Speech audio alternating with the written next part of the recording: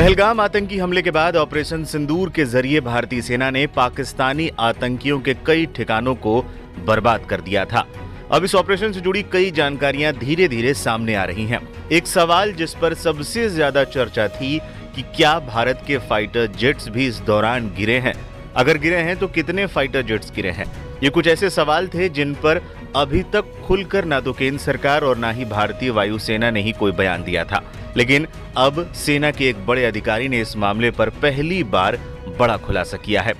Chief of defence staff general Anil Chauhan Singapore में Shangri-La dialogue में हिस्सा लेने पहुंचे हैं। इस दौरान ब्लूमबर्ग टीवी के साथ इंटरव्यू में इस सवाल के जवाब में उन्होंने बड़ा खुलासा किया। लड़ाकू विमानों के बारे में पूछे जाने पर जनरल चौहान ने कहा, वो क्यों गिरे, क्या गलतियां हुई, ये महत्वपूर्ण नहीं है, संख्याएं महत्वपूर्ण नहीं है। अच्छी बात यह है कि हम अपनी गलती को समझ पाए, उनका समाधान किया, उसे सुधारा और फिर 2 दिन बाद उसे फिर से लागू किया और अपने सभी जेट विमानों को फिर से उड़ाया, लंबी दूरी पर निशाना साधा। बता दें, ये पहली बार है जब भारतीय सेना के बड़े अधिकारी ने पहली बार एक तरह से कबूल किया है कि पाकिस्तान के साथ हुए हालिया संघर्ष में भारत के भी फाइटर जेट्स गिरे हैं। हालांकि जनरल चौहान ने भी कोई संख्या नहीं बताई है, लेकिन एक तरह से ये जरूर माना है कि फाइटर जेट्स गिरे थे।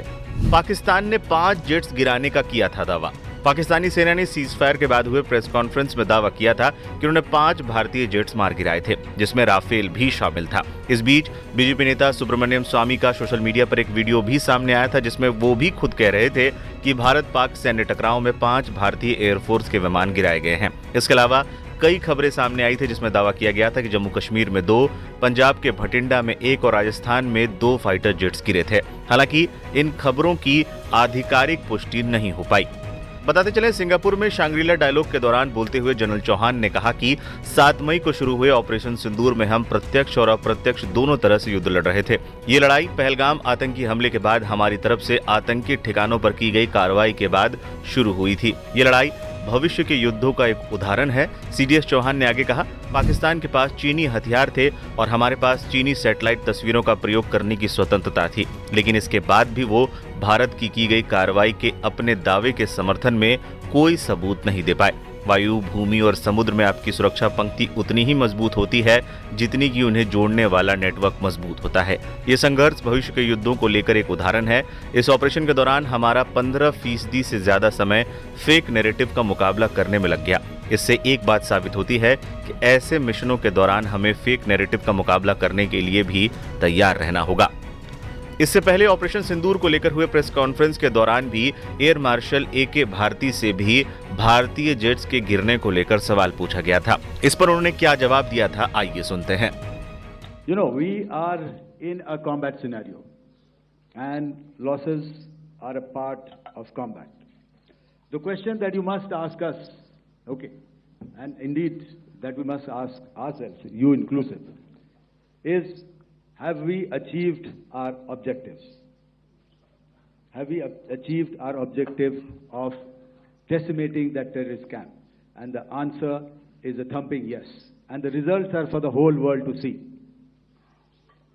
As for the details,